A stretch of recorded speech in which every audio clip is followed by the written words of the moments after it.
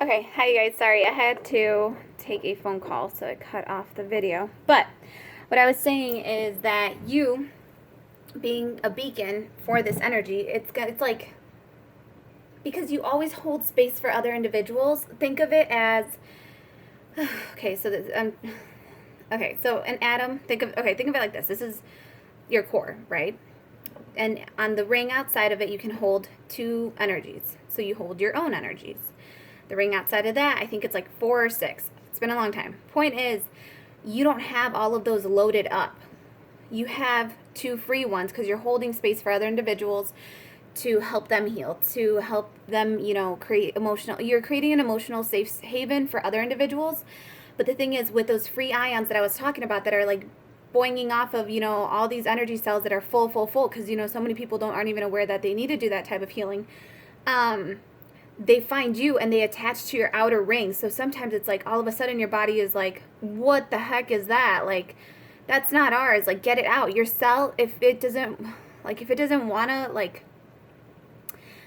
you always want to accept energy, but if you accept the wrong kind of energy, it's going to throw off your balance within your rings, right? Because you had that one, like the concentric circles. You have the core, then you have that one, then you have that one. If it throws off, if it binds to something over here and it like throws you off because the charge within you changes, your body's going to sense it as an insecurity. You're going to feel unstable. You're going to feel unsafe. You're going to feel like someone's like pervely staring at you. It's that energy you can feel. And that's what's been going on a lot with the collective right now. If it's happening to anyone, just know it's a collective thing. Just do a cleanse. You can just say, like, please, I release any energy that is not mine. Or ask, is this my own energy? Is this my feeling? And also reassure the inner child within you that they are safe. Say, I am safe. I am secure. I am protected. My spirit guides are with me. My angels are with me. We are safe. We are secure. We are protected. Reassure yourself like you're reassuring a child that you're keeping them safe, that they are safe, that they are still safe. And it's like, because you're addressing, by doing that, those positive statements kind of like go into that ring and they like boink out that energy that is not yours. They kick it out because they're like, no, like we don't want lower vibrational energy. Get out. You're throwing our charge off, right? Because you did not work this hard to get so far on your healing journey just to have someone come and like tip you over just because, they have a really negative charge to their energy, right? So that's just kind of like an example. So that was just like an energy example. But for some of you, that may be, like I was trying to say, that may be why you're longing for home. That may be why you're longing for this feeling of belonging also. Because, again, you having that outer ring with two empty beacons, you are also wanting to pair. You're actually leaving those last two empty because one, you're holding space for others emotionally and energetically, and then two, you actually want to form a bond with another like-minded individual so that you guys can be stronger as a team, whether this be a soulmate, in the form of a romantic relationship, a platonic relationship, a familiar one, whether this is your family, your friends, your partners, your romantic partners, your business partners. This is like you just wanting to work with another individual. That is why you are holding emotional space, because you're calling in, because you're acting like this beacon. Like I said, you are choosing love. What you focus on, where your energy is flowing, that is where your intention's going. So if you're focusing on love, on building a strong, stable, empowering movement towards societal change, you're working on your healing. If you're working on that, you're going to be attracting that in. So that's why you got to make sure you watch what is attracting in, though, because like I said, sometimes it'll attract in those negative energies or like those lower vibrational energies that are just ping-ponging free radicals right now. So just make sure that you ground yourself. Make sure that you go do some earth, what is it called, earth grounding, earth stomping. You walk around barefooted and you make like a very conscious connection between your feet and the ground. Like you want to touch dirt with your feet. It helps like remove the negative ions that actually do on a like atomic level actually do form within your own body. It helps dispel them into the bigger mass of the earth. So the planet itself actually helps you transmute negative energy, and it helps rebalance you. So it helps ground you. It's the conscious connection, and just also the meditative practice of envisioning the negativity leaving your feet and being transmuted into light with this huge, beautiful planet. That actually really helps a lot too. And then we have Inner Temple, devotion, tune in to the portal of your heart. So, again, this is just, this is pretty much everything I was just saying. Like, this is your body transmuting the energy. This is about tuning into that energy that just attached itself to you and making sure that you dispel it, affirming that you are safe, that you are protected, that you are loved. Let me just get some more light in here. Can you guys see the current? But yeah, so that's pretty much what that's about. Just making sure you protect yourself. Also, with tuning into the portal of your heart, this is, making sure that you are mindful of the energies you are around. You are mindful of the people, situations, conditions you're around, because you will pick up energy just from your environment, just from, going to someone's house, just from visiting a friend, just from visiting the store. You can pick up on very chaotic, anxious energy. And because, again, people have so much of it, and if they're unaware of it, they're like, it's like radiating off of them. So you got to be careful with where you go. Just be mindful. And, think of it as germs. We can't see germs, but we know we know that they're everywhere.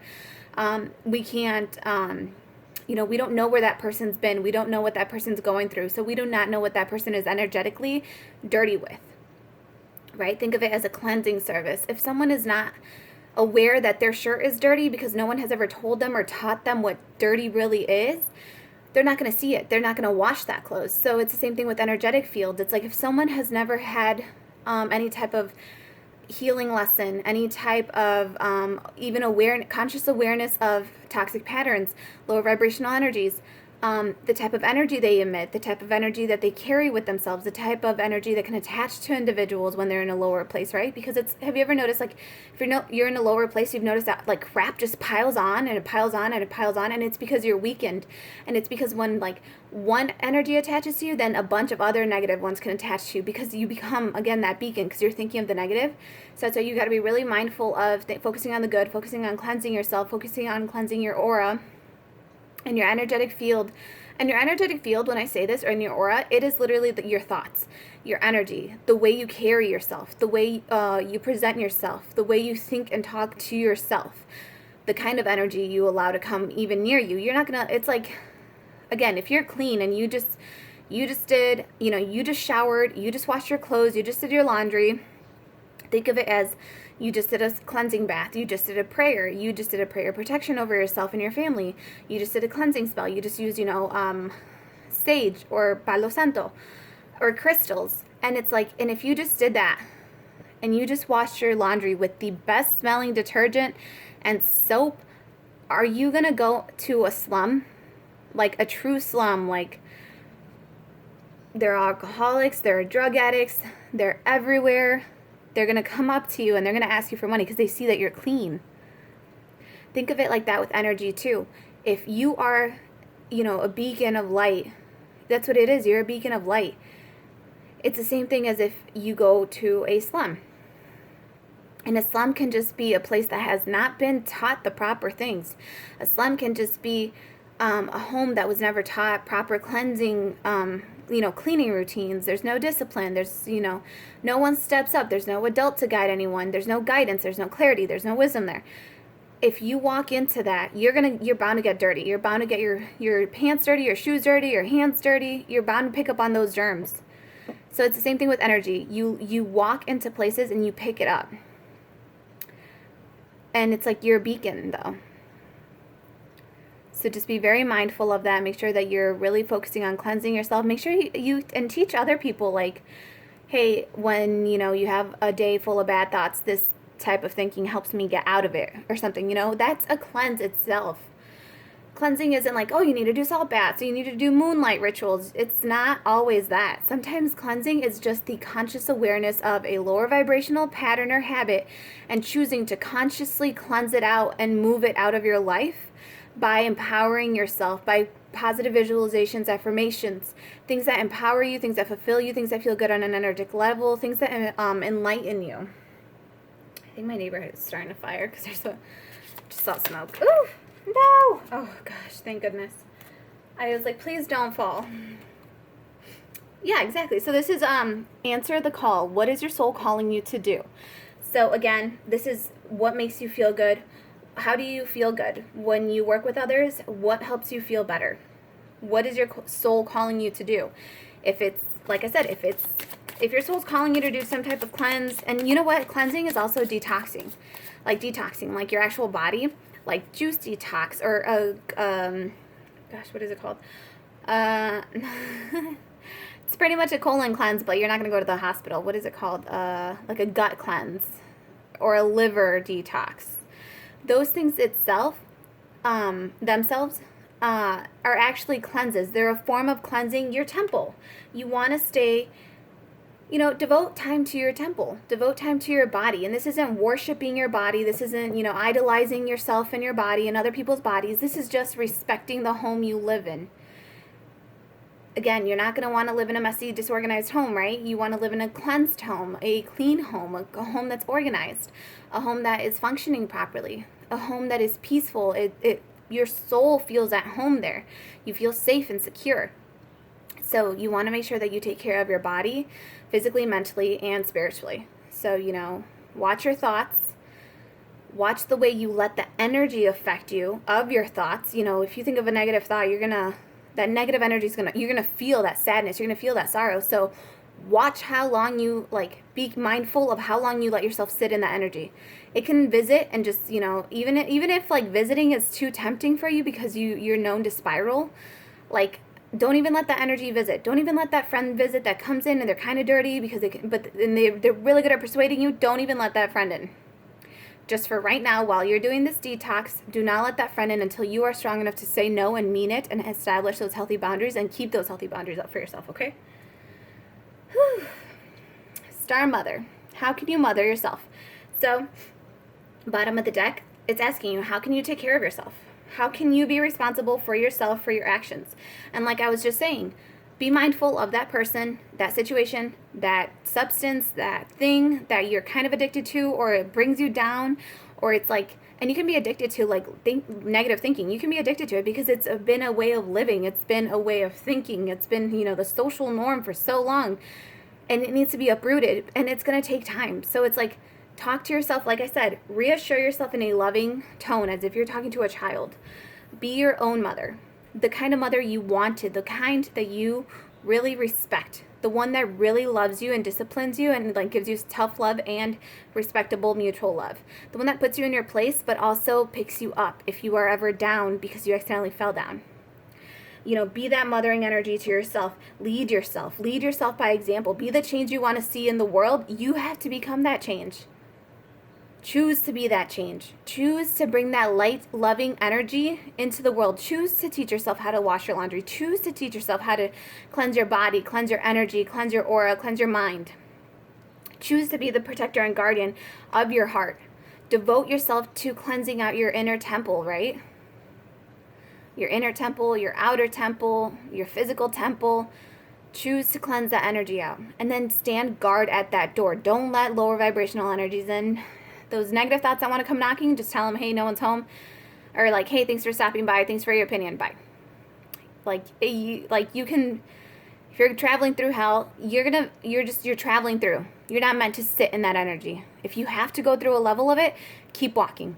Keep going. Keep taking a step forward. Keep trying to, redirect your thoughts. Redirect that habit.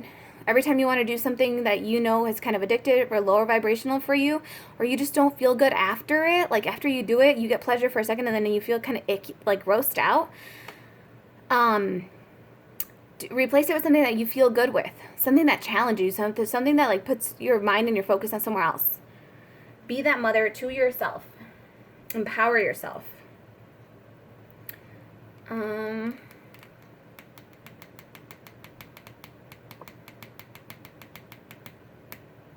I know I said I was going to do tarot, but I don't feel like it. So we're going to listen. So we're going to do Soul's Journey. The next read, I'm going to do a reading after this, and that one will have tarot, but this one doesn't. It just feels like the message is this.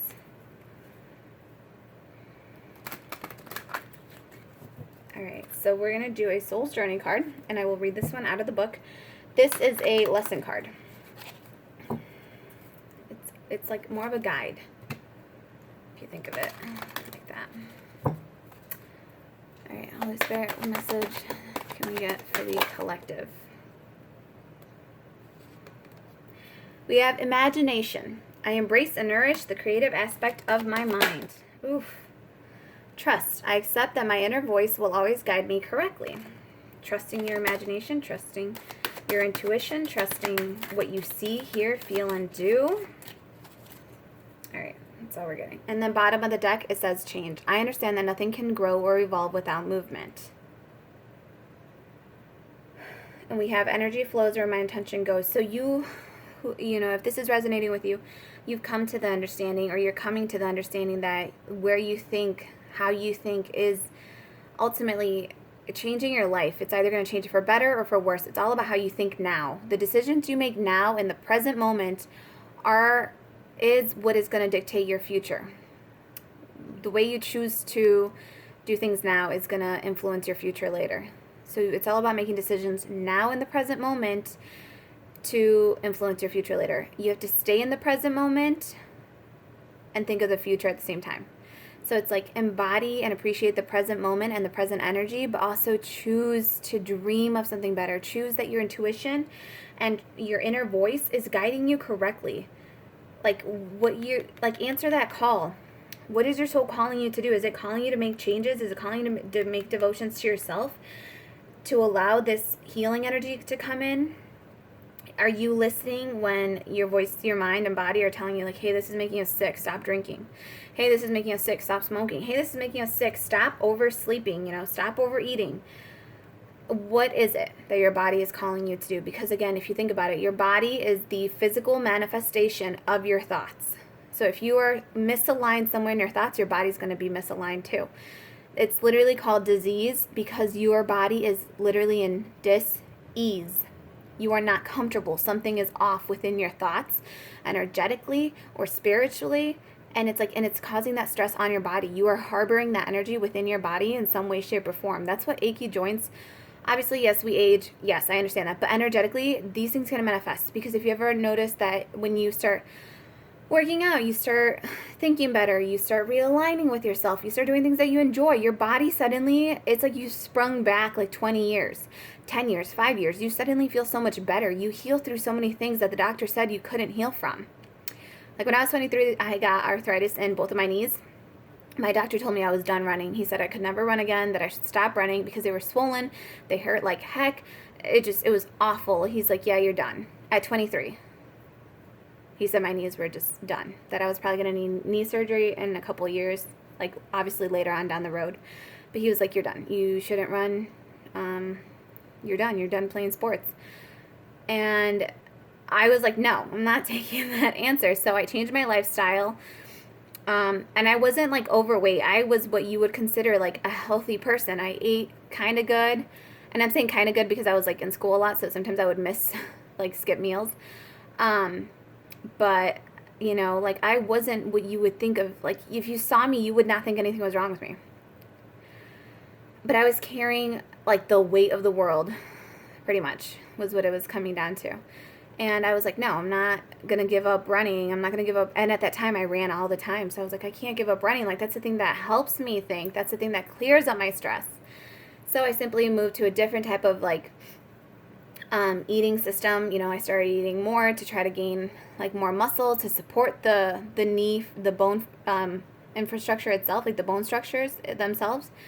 I was like, I need more muscle around that knee to help support that weight. And again, I wasn't overweight. I was lighter than I am now. But the point is, yeah, I was told I was done running. And I'm 27 and like I weight train, I can jog. I still play like on a soccer league. I'm pregnant at the time and like I'm perfectly fine. Like my feet have swelled maybe 5 times. I'm very healthy now. And it's because I made the lifestyle changes necessary. Did I take, whatchamacallit? I think it was like glucosamine or like gluco something for my knees. Yes, because it was a joint supplement. And within like a month, like I didn't have to take it anymore. It's all about just healing yourself energetically and physically and making the healthy lifestyle choices that feel good to you and energetically, like in a way that empowers you. something that makes you feel good, something that helps you, something that you feel you're growing and loving yourself. Those conditions, that the doctors say are, irreversible and you're never going to be the same again, yeah, they are reversible. You can change a lot of certain things. Obviously, mine was like just arthritis and, what I had to deal with, but like, there's so many things you can do to change and help yourself now to help your future look better. Because again, that was 4 years ago. And occasionally, obviously, I actually got soccer injuries after that. So my knee got hit again. Both of them did really bad. So like I sustained injuries to both of them again. And still, I healed gently through them. I was careful. I was patient with myself. And like I just gently eased up those muscles to, I trained them back up to be able to run, to be able to play still, to be able to run around and, enjoy and bend and not have any injury or like any issues. But that's what this is telling you is like there's changes that you have to make. Otherwise, nothing's ever going to change. The situation's never going to change. You're never going to evolve. If you keep staying and thinking your life is comfortable now and you keep settling, you're not going to be somewhere different. You're not going to be somewhere different energetically in 5 years. There's a speech where the guy says, I can tell where you're going to be in 5 years, and I don't even have to know anything about you. Just tell me what your goals are and what your reason is, what your reasons are. And he's like, and I can tell you how impactful that's going to be on your journey and how your habits are going to form or not form. And it's very true. So we're going to read Imagination and Trust. Which, they're pretty, pretty self-explanatory, but Imagination sounds like it would just be fun to read that one. Imagination. If I could remember how the alphabet went, that'd be great. I know that happens to other readers too, okay? Where you can't think of the simplest things ever. Alright, so we have Imagination. It says, I embrace and nourish the creative aspect of my mind. By its very nature, the physical body is limited by the 3 dimensions, but your mind is free to travel without boundaries and merge with the cosmic consciousness. Your mind is the great creator and your imagination is its toolbox. Everything in life begins with the energy of imagination. Thoughts are real and they can manifest themselves into the physical world. Wow. Train your mind to only have positive thoughts and you will attract positivity into your life. If you can see it, you can be it. Visualize the components that you want in your life and imbue those thoughts with love, and they will become your reality. I choose love no matter what, right? And then what was the other one? Thank you, universe, for helping me see beyond the limits of fear. Thank you for expanding my perception so that I can see what is of the highest good. And you are choosing love no matter what. You are choosing to see the light in the darkness no matter what. That's exactly what this is saying. It says, visualize the components that you want in your life and imbue those thoughts with love, and they will become your reality. Conversely, if your mind strays to negative thoughts, you will only bring that energy to you. Be positive and loving. Imagination is creativity. Express yourself and let your imagination assist you in letting go of any creative blocks and allow your dreams to come true. Remember, you are not doing this for other people. It is your soul opening up. It is your soul singing its beautiful and own unique song. What are you doing? You are answering the call to what your soul is calling you to do, what it's calling you to do. Not what it's calling your neighbor to do, not what it's calling your mom to do, what it's calling you to do. How do you feel comfortable expressing yourself? Do you like singing? Do you like dancing? Do you like drawing? Do you like talking? Do you like doing cards? Do you like helping people, like literally like picking people up? Do you like working in a hospital? Do you like moving the old people around? I don't mean that in a disrespectful way. I mean like literally like there's volunteers that go around the hospital and just help move patients around or give them a stroll around the hospital while they're recovering. Like that's a thing. That's a way to help people because you're bringing comfort to that person. Okay, and then the trust one. Trust. There's a lot of S's. Okay, trust. The earth can be a tricky place, but you have been given a tool to help you navigate through the murky waters, your intuition. You must learn to tell the difference between ego talk and soul talk, and then trust your soul. Once you get into the habit of following your intuition, you will come to practice that discernment externally. You will be able to know if a person or situation is trustworthy, but it all begins with listening to your inner voice. Exercise it like a muscle. And when you determine that it is always right and that wisdom will then spread out and influence everything that you do, decisions will seem easier. Your soul only wants what is best for you, and you must learn to trust it. So, what it was saying between the discernment between ego talk and soul talk, your ego, there is a book called Quiet Mind, Epic Life, and it's by Matthew Ferry, I believe. I'll check. I'll put it in the description below. But that book is all about introducing you to what ego talk is. It's actually introducing you to your own ego. Ego is trying to keep you safe, so it can come up in different emotions or reactions. And it's when you're reacting rather than responding to a situation, because you're reacting out of emotion rather than responding with a logistical or logical manner. So it is when you're fearful, you're jealous, you're hate, you're anger. What else? I don't know if grief is one, but that's like an example of it. So you have to ask yourself, is this my anger talking? Is this my ego, stepping in? Am I afraid to be embarrassed? Am I ashamed of something? Am I scared of something? Am I jealous or envious of someone or something? Am I boastful and proud about something in an arrogant manner? So just look into that book. It'll explain more about ego talk versus soul talk. And soul talk is when you do something, like I said, that feels good to you and it empowers you. That is soul talk. That is you energetically raising yourself up. Think of it like that. Like ego talk usually tends to bring you down because it's trying to defend you. So it's trying to guard you. So it's kind of like you're a little kid and you want to touch a new thing, right? And ego talk is like that overbearing person that's like, no, no, no, no, no. And it's out of fear. They don't want you to get hurt. That is what ego does. Ego wants to protect you. And it's a good thing because it keeps you safe in certain situations. Again, it's the discernment. Can you trust that situation? Can you trust that person? Are they lying to you? Use your intuition to listen and feel it out.